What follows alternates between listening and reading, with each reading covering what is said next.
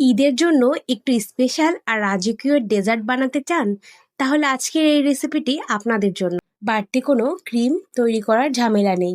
ঘরে থাকা অল্প উপকরণ দিয়ে খুব সহজে তৈরি করা যায় এই সুস্বাদু নবাবী সেমাই। একবার বানালে সবাই রেসিপি জিজ্ঞেস করবেই। তো চলুন শুরু করা যাক। শুরুতেই এখানে আমি একটি প্যানে 2 টেবিল চামচ ঘি দিয়ে দিলাম। ঘিটা একটু গরম হয়ে এলে এর মধ্যে কাঠবাদাম আর কিছু কাজু বাদাম কুচি দিয়ে দিলাম। আপনারা আপনাদের পছন্দ মতো বাদাম এখানে ব্যবহার করতে পারেন। এছাড়াও আপনারা এখানে কিশমিশও দিতে পারেন। কিছুক্ষণ এগুলোকে ভেজে নেব।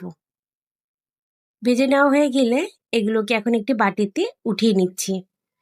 তারপর এখন এই ঘির মধ্যে আমি 1 প্যাকেট পরিমাণ লাচ্ছা সেমাই দিয়ে দিলাম। এখানে মেজারমেন্ট কাপের 2 কাপ পরিমাণ লাচ্ছা সেমাই রয়েছে। এখন এই ঘির মধ্যে এই লাচ্ছা সেমাইটাকে একটু নেড়েচেড়ে মিশিয়ে নিচ্ছি। মিশিয়ে নেওয়া হয়ে গেলে এ পর্যায়ে আমি এখানে 1/3 কাপ পরিমাণ চিনি দিয়ে দিলাম। 2 কাপ লাচ্ছা সেমাইয়ের জন্য 1/3 কাপ চিনি যথেষ্ট। আপনারা মিষ্টি একটু বেশি খেলে আর একটু বাড়িয়ে দিতে পারেন। এখন চিনির সাথে লাচ্ছা সেমাইটাকে অল্প আঁচে ভেজে নিতে হবে। এগুলোকে অবশ্যই অল্প আঁচে আস্তে আস্তে নেড়েচেড়ে ভেজে নিতে হবে। একেবারে লালচে করে ভাজা যাবে না। এতে করে কিন্তু সেমাইটা দেখতেও যেমন ভালো লাগবে না, খেতেও তেমন ভালো লাগবে না। একেবারে কম আঁচে 7-8 মিনিট ভেজে নেওয়ার পর যখন দেখবেন লাচ্ছা সেমাইটির কালার চেঞ্জ হয়ে আসবে, তখন এর মধ্যে 1/3 কাপ পরিমাণ পাউডার দুধ দিয়ে দিচ্ছি। এখন একটু এটাকে মিশিয়ে নিচ্ছি। পাউডার দুধ দিয়ে বেশিক্ষণ ভাজা যাবে না, 1 মিনিটের মতো ভেজে নিলেই হবে। এর চেয়ে বেশি ভাজতে গেলে পাউডার দুধটা পুড়ে কালচে হয়ে যাবে। 1 মিনিটের মতো এটাকে ভেজে নিয়েছি। এখন সাথে সাথে একটি বাটিতে ঢেলে নিচ্ছি। তা না হলে কিন্তু ফ্রাই প্যানের তাপে এটি পুড়ে যেতে পারে। এদিকে আরেকটি পাত্রে আমি এখন ক্রিম তৈরি করে নেব। এর জন্য পাত্রে আমি 2 কাপ পরিমাণ দুধ নিয়ে নিলাম। এই দুধটা আগে থেকে জাল করা ছিল। এখন এর মধ্যে আমি 2 টেবিল চামচ কাস্টার্ড পাউডার দিয়ে দিলাম। আপনাদের কাছে কাস্টার্ড পাউডার না থাকলে আপনারা কর্নফ্লাওয়ার দিতে পারেন। সেক্ষেত্রে এখানে আপনারা এসেন্স হিসেবে ভ্যানিলা এসেন্স বা কেওড়া জল ব্যবহার করবেন। তারপরে দিয়ে দিচ্ছি 1/2 কাপ পরিমাণ গুঁড়া দুধ। আমি এখানে 1/2 কাপ পরিমাণ কনডেন্স মিল্ক নিয়েছি, তাও এর মধ্যে দিয়ে দিলাম।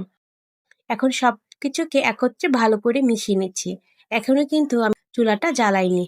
এটাকে অবশ্যই ভালো করে আগে মিশিয়ে নিতে হবে, যাতে কোনো প্রকার দলা পেকে না থাকে। মেশানো হয়ে গেলে এখন চুলাটা জ্বালিয়ে দিচ্ছি এবং এটাকে অনবরত নেড়ে চেড়ে মিশিয়ে জাল করে নিতে হবে।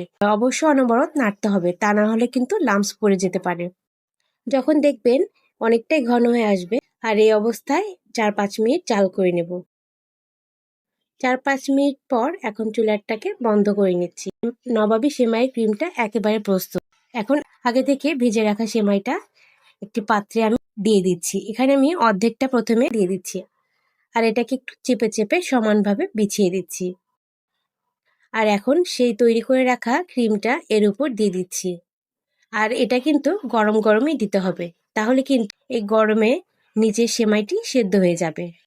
এখন এই গরম অবস্থায় উপরেও আমি বাকি অর্ধেক সেমাইটুকু দিয়ে দিচ্ছি।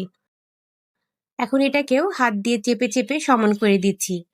ক্রিমের গরমে উপরে ও নিচে দুটো সেমাই সেদ্ধ হয়ে যাবে, কিন্তু উপরের সেমাইয়ের লেয়ারটা সেরকম সেদ্ধ হবে না। এটা খাওয়ার সময় অনেকটা মচমচে থাকবে, যা খেতে অনেক ভালো লাগে। এখন সবশেষ এর উপর সেই ভেজে রাখা বাদাম দিয়ে দিচ্ছি। দেখতে পাচ্ছেন কতটা সুন্দর লেয়ার দেখা যাচ্ছে। এখন এটাকে ফ্রিজে আমি সেট করে নেব। এটা কিন্তু গরম গরম খেতে ভালো লাগে না, একটু ঠান্ডা করে খেতেই মজা লাগে। এটাকে আমি 4 ঘন্টার মতো ফ্রিজে রেখে দেব, এতে করে সুন্দর মতো সেট হয়ে যাবে। 4 ঘন্টা পর এটাকে এখন পরিবেশন করে নিচ্ছি। মাশাআল্লাহ, দেখতে পাচ্ছেন কতটা লোভনীয় হয়েছে। আসছে ঈদে আপনারা এটা এবার খাবার টেবিলে রাখতে পারেন। এটা আপনাদের টেবিলের সৌন্দর্য আরো বাড়িয়ে তুলবে। কেমন লাগলো আজকের রেসিপিটি অবশ্যই কমেন্ট বক্সে জানাতে ভুলবেন না। ভিডিওটি ভালো লাগলে লাইক, শেয়ার আর ফুড ভুবন চ্যানেলটাকে সাবস্ক্রাইব করতে ভুলবেন না। আজকের মতো বিদায় নিচ্ছি, আবারও দেখা হবে নতুন কোনো রেসিপি নিয়ে। আল্লাহ হাফেজ।